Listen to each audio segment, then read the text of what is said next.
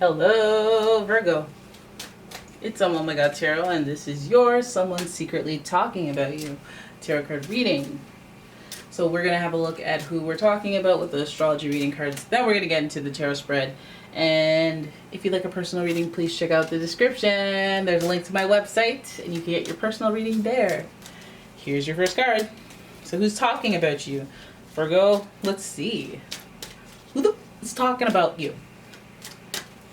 First card, Capricorn, fellow earth sign talking about you. This may be business because you know how Capricorns are with the ambition. We know the energy around you is serious, materialistic, and hardworking. It bestows shrewdness and cautious ambition. What I say. But you already know how these earth signs are because you are an earth sign. And your next card is, oh dear, Virgo, you got yourself. We'll all be. Virgo, the energy around you is dutiful, hesitant, and humble with a discriminating, diligent, and painstaking air, Virgo. Right? Your next card is, oh my God. Look at that. Look at God. Your polarity. You got Pisces. So the energy is wistful, endlessly loving, compassionate, and forgiving. It confuses and softens resolve. Right, so it could be somebody who gives you type energy, as well as somebody who gives you similar you type energy with the Capricorn. It's like you, Capricorns are like Virgos with hella discipline. And I know you guys can stick to a routine and everything, but you can't create them routines and enforce them routines for other people. And I don't know, there's a leadership quality that is differentiating between a Virgo and a Capricorn. Now Virgos, though, the best part about Virgos, they don't need you to know they're winning. You know, you guys do not. You guys can be the leaders or whatever, but it's secret and private, and that's why I don't know about it. But I know you be doing it, okay? Because I know Beyonce's a Virgo. Okay, and then we have the sensitive Pisces energy, which can only understand the Virgo sensitivity. They understand. I'm not saying they know how to deal with it, but they totally understand the Virgo sensitivity. But the Virgo abrasiveness and the harshness, they don't understand. So this person may be on both ends very reasonable because they understand you and then they understand the opposite of you. And then they have that similar qualities. There's crossover qualities with the Capricorn energy. So let's see why this person is talking about you. See what they be saying. Because it could be talking about work. It could be talking about gym life, health. And then they could also be talking about their spiritual life or their feelings. So let's have a look with the Angel Tarot. Here's your first card. And that is, who is that? Four of Swords. Hey, what's going on? You got healing. Then we have the Eight of Swords. Okay. And that is resolution. Or restriction, my bad. Not resolution at all. Restriction. Your next card is the Page of Pentacles, which represents luck. Followed by the Ace of Wands, which represents inspiration. Luck and inspiration. Hey, we're having a turnaround of the century right here. All right, then we have the Nine of Wands, determination. Ooh, do you see the upswing? Because I see the upswing. Something's going on here. Chill out. All right, this is a weird looking spread. If you look at it, we have two swords on the left, two wands on the right, and a curious cat named Page of Pentacles in the middle. Pentacles being related to Capricorn and Virgo. It's pretty interesting because we can put all those qualities into this page and see why in the hey they're curious. I feel like this person is a little more curious than anything when it comes to talking about you.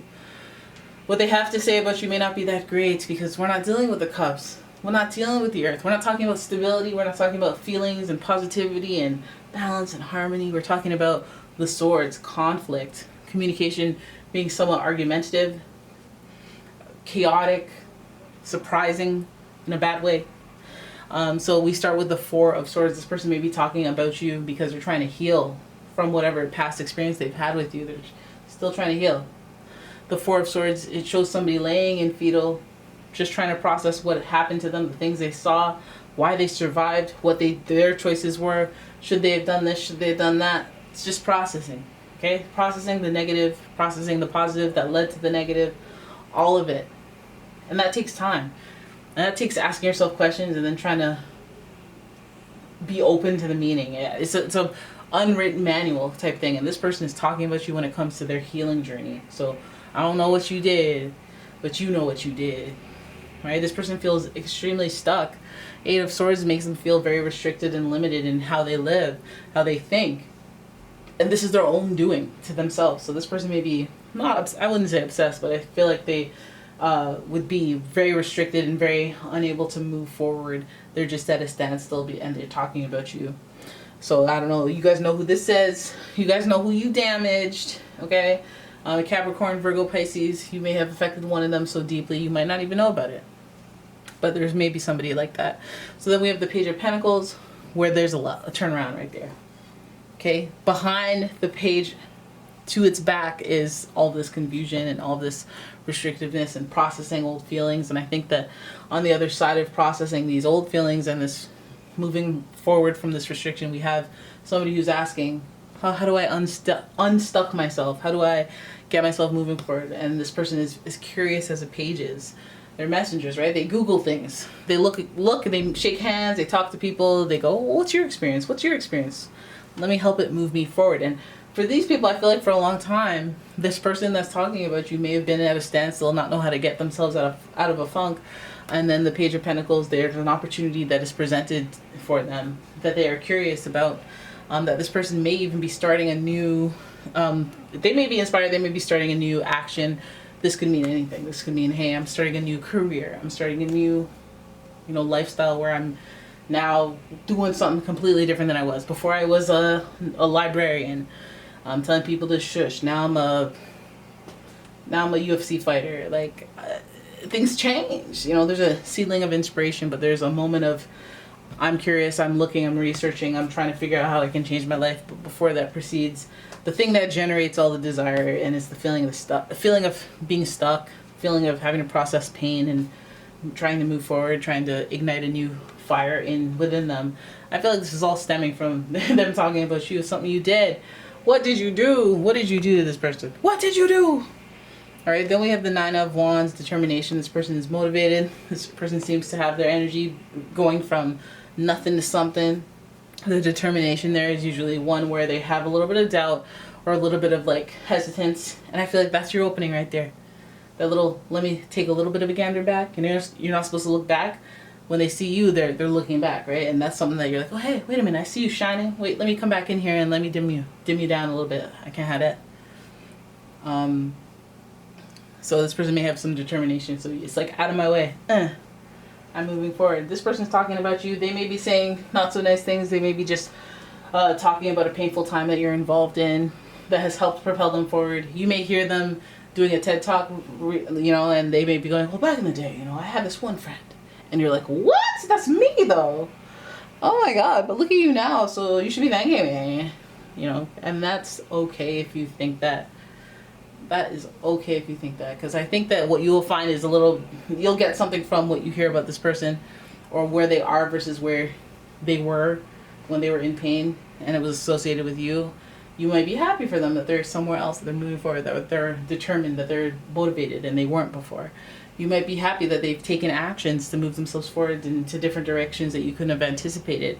Because before, when they was talking about you, they were in pain. So that's all you could see in them. Now they're on some new now, and that's positive. I mean, it's fiery, yes, and it could be, hey, I got some wounds or whatever, or it wasn't easy to the top. I did too much at certain points. My actions, I did too much. I fell. I got back up.